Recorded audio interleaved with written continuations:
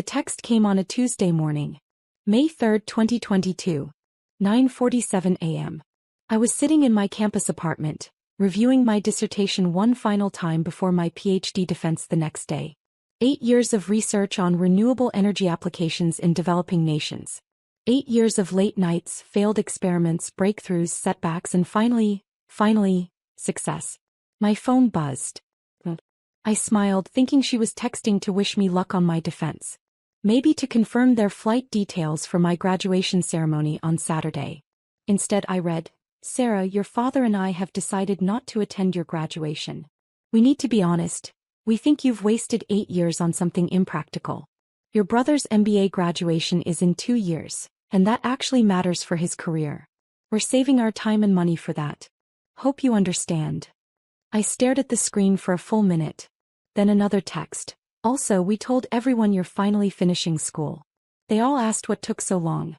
It's embarrassing explaining you're still a student at 30. I set the phone down carefully. My hands were shaking. 8 years. I'd spent 8 years pursuing this degree while working as a research assistant, scraping by on a stipend that barely covered rent. 8 years of telling my family about my research, my publications, my progress. They'd never asked a single question about my actual work. My younger brother, Derek, had graduated from undergrad 2 years ago and immediately started working at a consulting firm. He was now enrolled in a prestigious executive MBA program, 2 years part-time while working full-time. My parents talked about him constantly. Derek's MBA will set him up for life. Derek's company is paying for his degree. Derek will be making 6 figures by 30. Meanwhile, I was the embarrassment. The one who kept going to school instead of getting a real job. I called my mom. She answered on the 4th ring. "Hi honey. Did you get my text?" "Mom, my graduation is in 4 days. You're really not coming." "Sir, we explained this. Your father has a golf tournament that weekend. And honestly, we've been to your undergrad graduation. How many graduations does one person need? This is my PhD, Mom. It's different. It's another degree that won't help you get a job," she interrupted. "Sweetheart, we love you but we're worried. You're 30 years old with no career, no savings, no real prospects. Derek is buying a condo. What are you doing?" "I'm about to defend my dissertation. I'm about to become Dr. Sarah Mitchell." "And then what?" she asked. "Who's going to hire you? What are you going to do with a PhD in? What is it again?" "Environmental engineering with a focus on renewable energy systems." "Right. And how many jobs are there in that?" I closed my eyes. "Mom, I have a job lined up. I told you about it. That postdoc position? Sarah, that's not a real job. That's more school. It's a research position at Stanford. It pays $68,000 a year. Derek makes $95,000 plus bonuses," she said. "And he's only been working for 2 years. Everything always came back to Derek." "I have to go," I said. "My defense is tomorrow." "Good luck, honey. We do love you. We just want you to be practical." She hung up. I sat there in my empty apartment staring at my dissertation. Scalable solar microgrids for rural electrification in sub-Saharan Africa. 347 pages. 4 years of field research. Published findings in 3 major journals. Useless according to my mother. My defense the next day went perfectly. My committee praised my work. Dr. Jennifer Hartley, my advisor, told me it was one of the best dissertations she'd seen in 20 years. "You should be proud," she said. "This research is going to change lives, Sarah." "Thank you," I said, trying to smile. She studied my face. "Your family isn't coming to graduation, are they?" I shook my head. "I'm sorry," she said gently. "For what it's worth, I'll be there. And I'm proud of you." Saturday arrived. May 7, 2022. Graduation day. I put on my doctoral robes alone in my apartment. The heavy black gown, the velvet tam, the blue and gold hood representing my field. I looked at myself in the mirror. Dr. Sarah Mitchell. I'd done it. Despite everything, I'd done it. The ceremony was at 2 p.m. at the university's main arena. Hundreds of graduates, thousands of family members filling the seats. I sat in the doctoral candidate section. About 40 of us total. Around me I heard excited chatter. People pointing out their families in the crowd. Parents waving. Siblings holding signs. I looked up at the sea of faces and saw no one I knew. Dr. Hartley was sitting with the faculty, but that was it. When they called my name, Sarah Elizabeth Mitchell, Doctor of Philosophy in Environmental Engineering, I walked across that stage to polite applause from strangers. No one screamed my name. No one stood up. No one took photos. I shook the dean's hand, received my diploma, and walked off the other side. That was it. 8 years summed up in 15 seconds. After the ceremony, I stood outside the arena watching families celebrate. Flowers, balloons, tears of joy. Parents hugging their graduates, telling them how proud they were. I got in my 12-year-old Honda Civic and drove back to my apartment. That night, I ate takeout Chinese food alone and updated my LinkedIn profile. Sarah Mitchell, PhD. My mom texted at 8:30 p.m. Did it go okay? Not, congratulations. Not, we're proud of you. Just, did it go okay? I typed back, yes. She replied, good. Talk soon. That was it. Over the next 2 weeks, I packed up my apartment and moved to Palo Alto for my postdoc position at Stanford. Dr. Hartley had connected me with Dr. Robert Chin, who was running a groundbreaking lab focused on affordable renewable energy for developing nations. The work was exactly what I wanted: meaningful, innovative, challenging. I was developing solar microgrid systems that could be manufactured and installed cheaply in areas without reliable electricity. My parents called once during those first 3 months to tell me Derek had gotten promoted to senior consultant. He's really going places, my dad said. Making smart career moves. That's great, I said. How's your research thing going? It's going well. We just got approved for field testing in Kenya. Kenya. My mom's voice was skeptical. Why Kenya? Because 600 million people in sub-Saharan Africa don't have access to reliable electricity. My microgrids could change that. Silence. Then my dad, well, that's nice, honey. Very noble. Derek's company just signed a contract with a Fortune 500 company. Big commission for him. I stopped telling them about my work after that. 6 months into my postdoc, something unexpected happened. I'd been collaborating with a small startup called SolarReach that was trying to commercialize renewable energy solutions for developing markets. They'd been struggling. Great technology, terrible business model. The CEO, Michael Torres, called me in November. Sarah, we're going under. We've got maybe 2 months of runway left. But your microgrid design, it's revolutionary. If we could figure out how to scale it to make it profitable. I'm a researcher, not a business person, I said. You know what I mean. Just keep it professional. Don't make it about family stuff. Derek, do you actually know what I do at the museum? You work there. Museum stuff. Look, I gotta go. Just don't make things weird, okay? He hung up. I sat there for a long moment, then pulled up the museum's website. My bio was prominently featured on the leadership page. Dr. Sarah Mitchell, Executive Director, PhD, Cultural Anthropology, Yale University, former Deputy Director, Metropolitan Museum of Art Board Member, International Council of Museums author, Cultural Preservation in the 21st Century, 2019 recipient, National Medal of Arts. There was a professional photograph of me at my desk, the museum's soaring atrium visible through the window behind me. Contact information. A detailed CV. Derek had never looked. Not once in 4 years. January 13th arrived cold and bright. I dressed carefully that morning.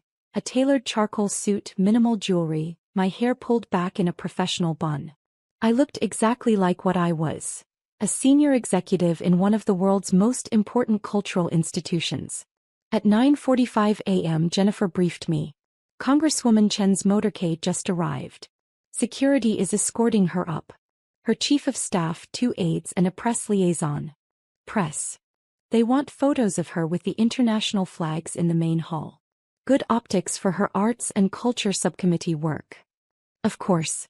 This was as much about her political profile as genuine interest in museums. At 9:58 a.m. my desk phone rang. Security. Dr. Mitchell, Congresswoman Chen's party is in the main lobby. Ready for you. I'll be right down. I took the elevator to the ground floor. The museum wasn't open to the public yet. We had an hour before the doors opened. The vast main hall was empty except for the security detail, Rebecca Chen and her staff.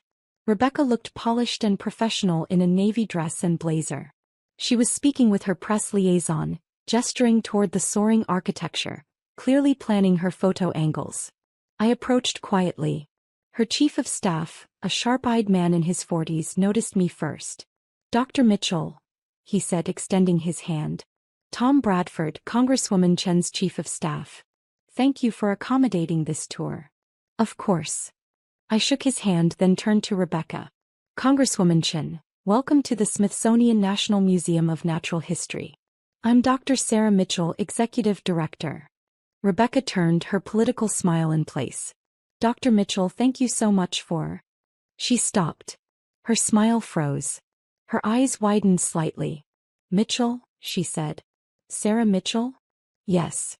"As in, Derek's sister Sarah Mitchell?" "Yes." The silence that followed was profound. Tom Bradford looked confused. The aides exchanged glances. The press liaison kept her camera ready, uncertain whether to photograph this moment. I didn't realize.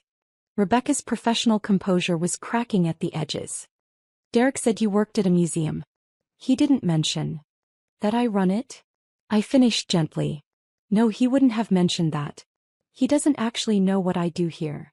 Rebecca's face cycled through several expressions: embarrassment, confusion, realization. "The executive director. You're the executive director of the Smithsonian Natural History Museum. One of 19 Smithsonian museums, yes. This is my primary responsibility."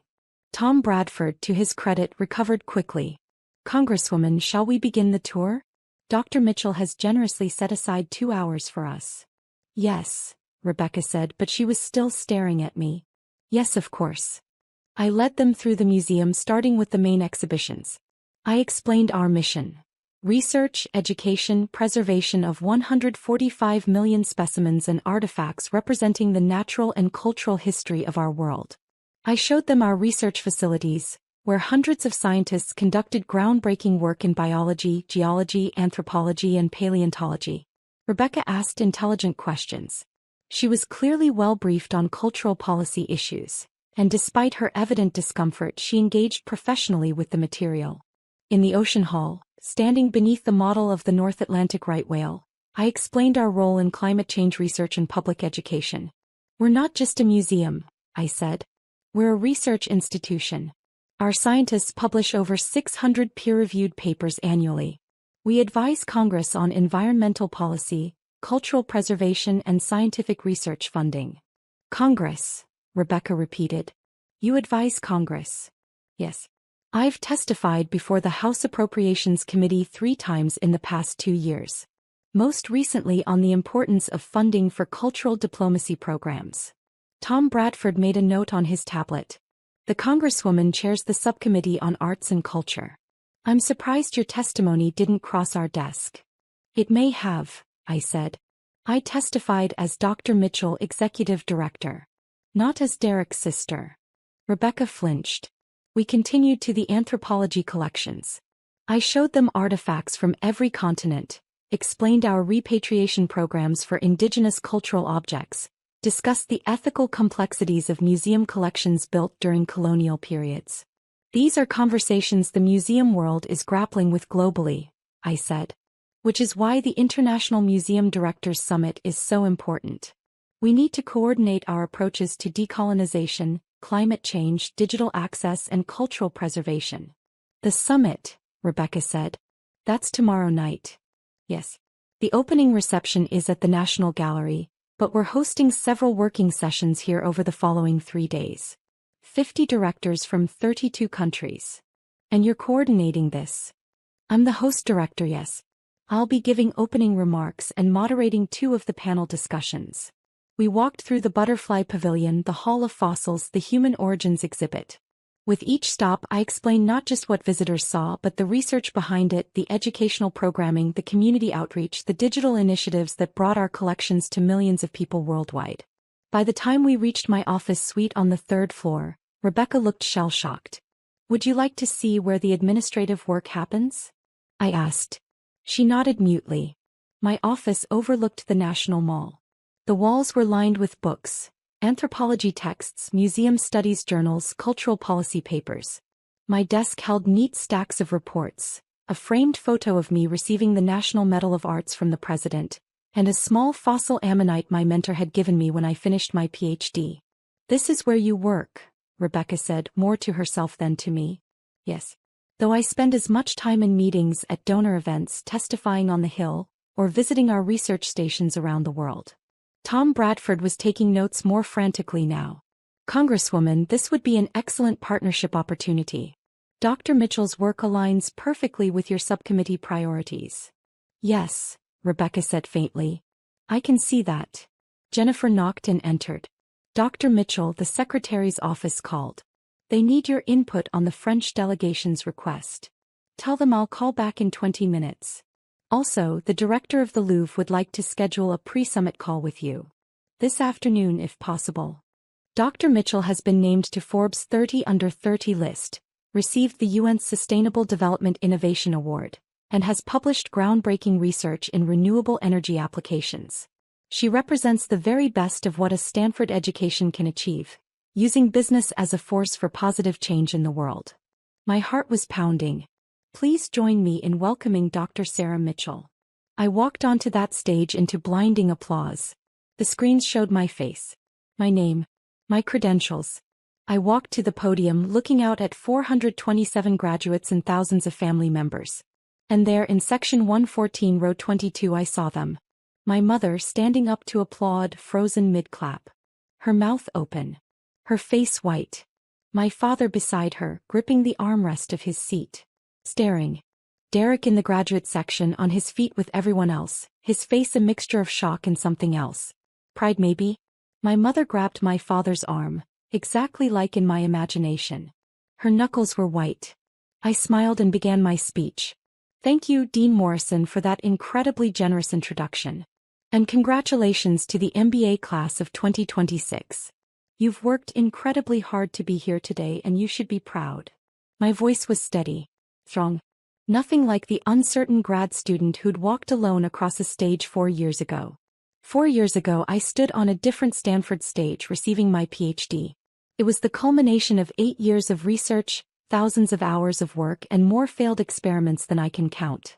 I paused, looking directly at section 114. My parents didn't come to that graduation. They told me my PhD was impractical. A waste of time.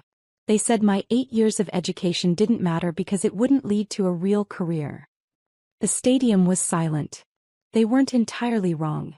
A PhD doesn't guarantee success. It doesn't guarantee wealth. It doesn't even guarantee you'll find a job in your field. I saw my mother's hand go to her mouth. But here's what my PhD did give me. It gave me the skills to solve complex problems. It taught me how to think critically, how to fail productively, how to persist when everyone says something is impossible. It gave me the foundation to build something meaningful. I clicked to my first slide.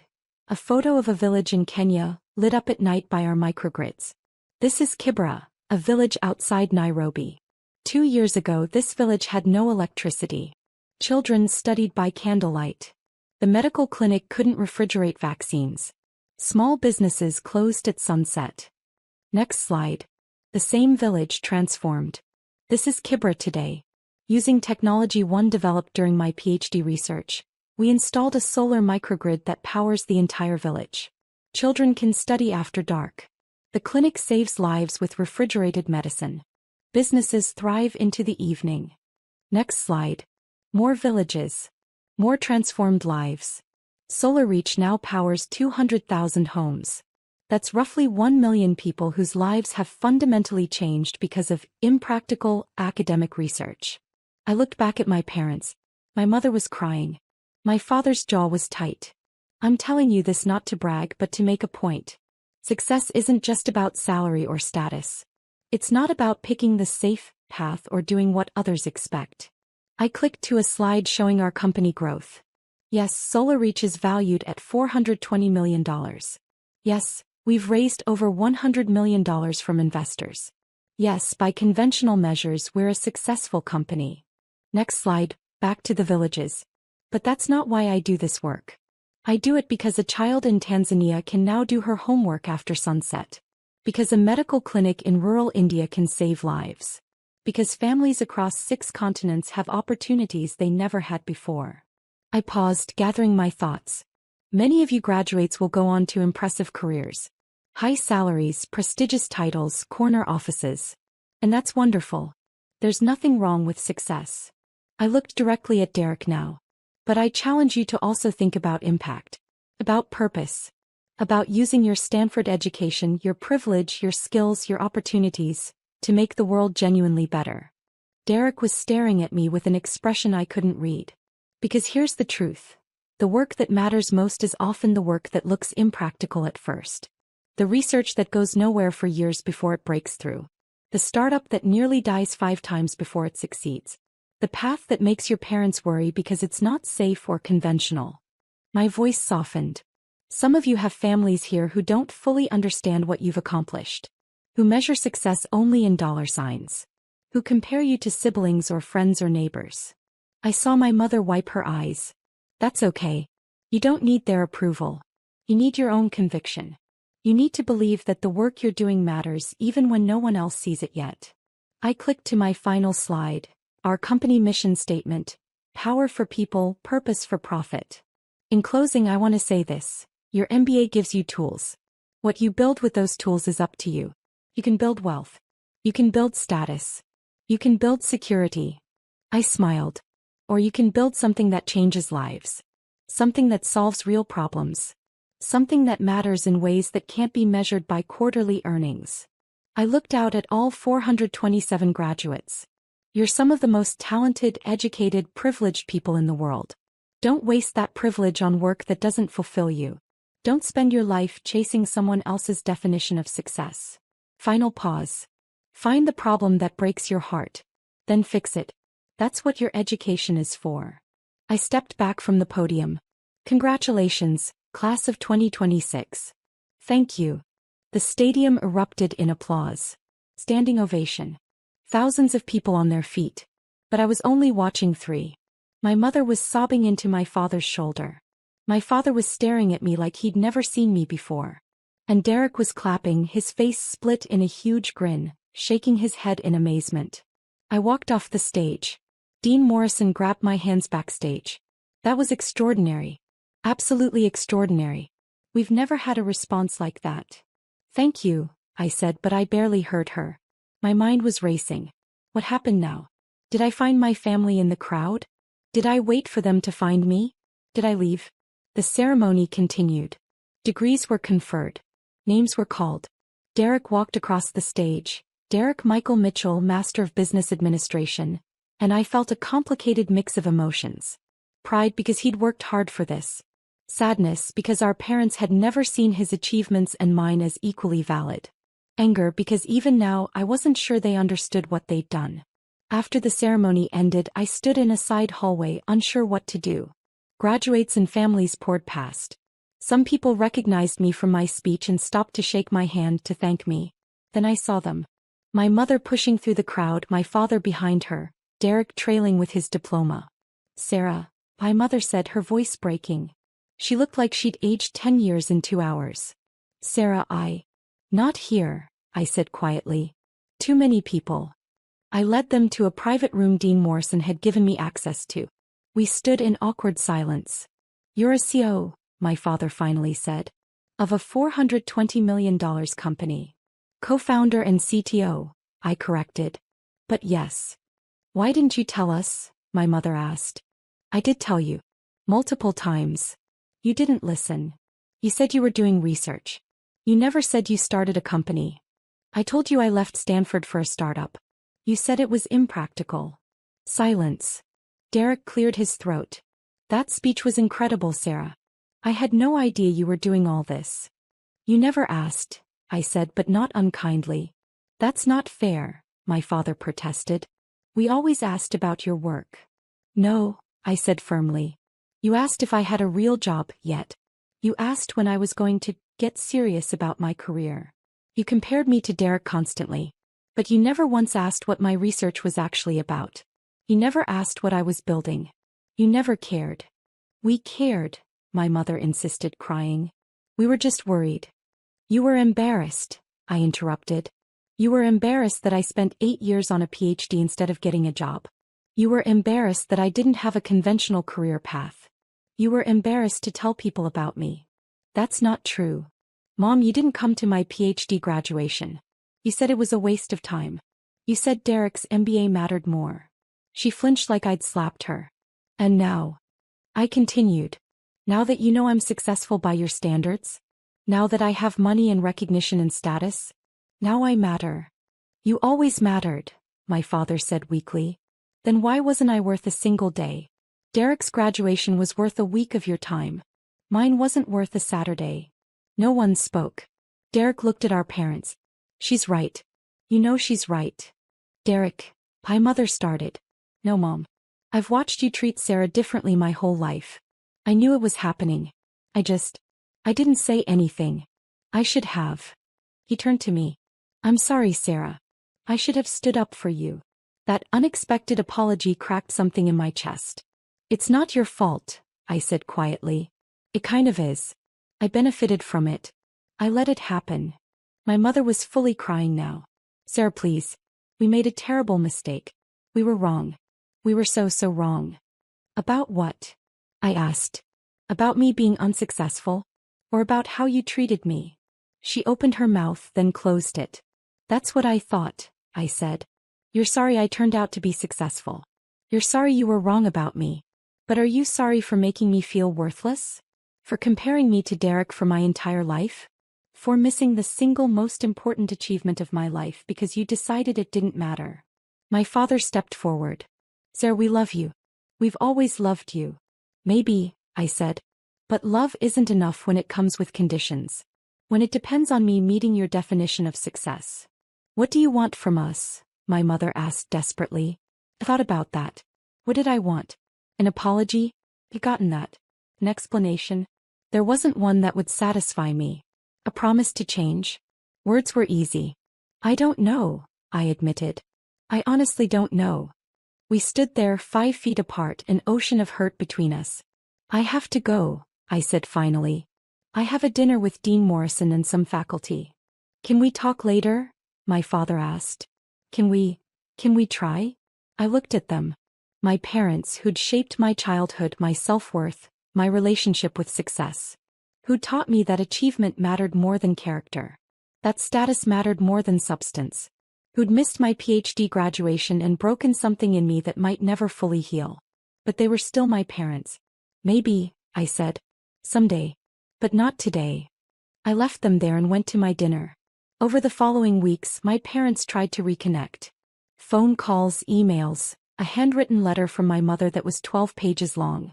Derek and I started talking more. Real conversations, not surface-level updates. He admitted that he'd always felt the pressure of being the golden child, that he'd chosen his career partly because it was what they wanted. I'm thinking about making a change, he told me 2 months after graduation. Maybe doing something more meaningful than consulting. Like what? I don't know yet. But your speech got me thinking. About impact. About purpose. That's great, Derek. Maybe we could grab coffee sometime? Talk about it. We did. Once a month, then twice. Slowly rebuilding a relationship that had been stunted by our parents' favoritism. As for Mom and Dad, I kept them at arm's length for a long time. The hurt was too fresh, too deep. But on Christmas, 8 months after Derek's graduation, I agreed to have dinner with them. It was awkward. Painful. Full of long silences and careful words. But it was a start.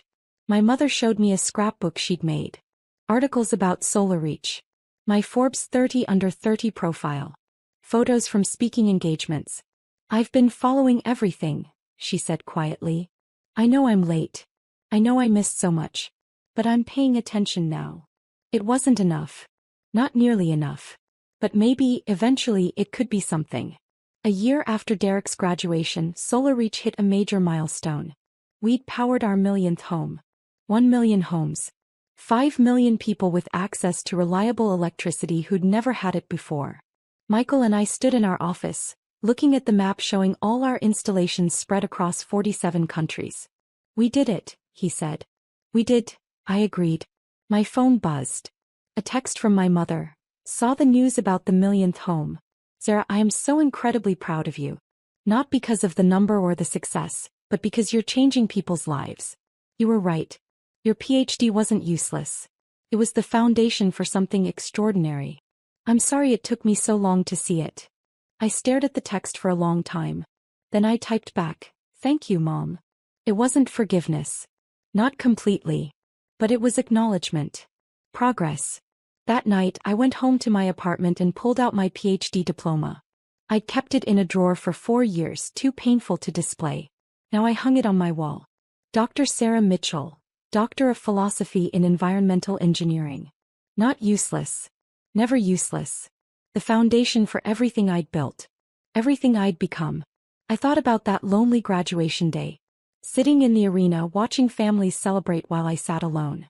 Walking across the stage to silence. It had hurt so much. But it had also taught me something crucial. My worth didn't depend on anyone's approval. Not my parents, not society's, not even my own family's. My worth came from the work itself. From the problems I solved.